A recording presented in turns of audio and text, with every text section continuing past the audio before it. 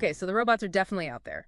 And based on what you sent us, the concern you're raising, this non-standard danger, isn't really about the code itself, it's about the body. Exactly. That's the core of it.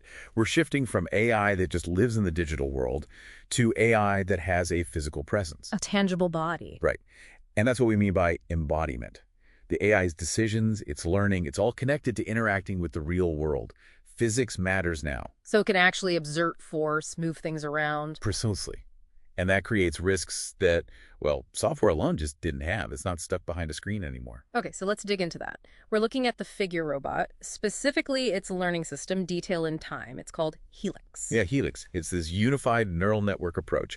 The key thing is that it learns most of what the robot does. Yeah. It's not all individually programmed commands. Learned, not just coded line by line. Got Yeah. it. So to understand the risk you're pointing to, we need to unpack Helix. It's got layers, right? Like 3 of them. That's a good way to think about it.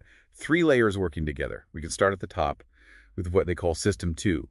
Think of it as the reasoning brain. The CEO making the big decisions. Exactly like that. It's based on a big open source model trained on, well, huge amounts of internet stuff, text, images, you name it. And its job is purely strategic, like figuring out the environment and deciding the overall goal. What needs doing here? That's its role. Understand the situation, decide the objective. Okay, so the CEO says, put that cup on the table. How does that high-level thought actually turn into, picking up the cup? That's the next layer down. System 1. This is more like the nerve system. The nervous system. So it gets that command, put cup on table from System 2. Then it has to translate that big idea into super precise instructions for all the little motors in the hands, arms, legs. All the moving parts. All of them. And this is the crucial bit, the speed. It's translating and sending signals up to 200 times every second. Wait, 200 times a second? Per second. Wow. Okay, so that's basically real-time physical action following the thought. There's almost no gap. Very little gap, which, as you noted, really shrinks the window for any kind of external override or safety stop once a decision is made. Right. And there's one more layer.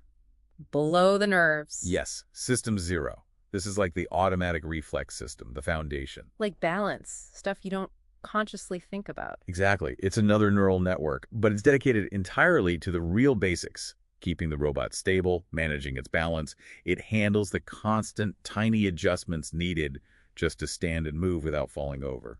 So System 2, the brain, doesn't have to worry about calculating gravity every millisecond. Right. System 0 takes care of that core physical competence, always running in the background. It's the robot's reflexive stability. It just is stable. And because it's reflexive, it can probably act faster than the conscious decision from System 2 sometimes, right? Like catching yourself before you even realize you're falling. It certainly operates on that immediate reactive level.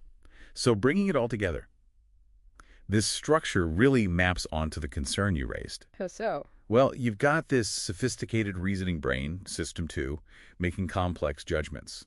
And it's directly wired into a complex physical body via System 1, the superfast nerve system, all built on the stable, reflexive base of System 0. Okay, I see it. So the danger isn't just one of those parts, it's the combination. It's the combination, the ability to perceive the world through its sensors and training data. Then decide what to do based on that complex, learned reasoning. And then, crucially, physically act on that decision in the real world almost instantly. That complete loop. Perceive, decide, act, all within one autonomous physical entity. That's the fusion, creating this non-standard kinetic danger you flagged. It's not just thinking, it's doing, physically. Exactly. The intelligence isn't just processing information, it's physically manipulating its environment based on that process.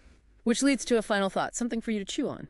If that reasoning brain, System 2, is trained on all that open source data from the internet, just scraped from everywhere, what does that mean? You mean what biases or weird conclusions might be baked into its decision-making from all that raw, unfiltered data? Right. What unforeseen strategies might emerge from that training? And then what happens when those potentially odd or biased decisions get translated into physical actions 200 times a second?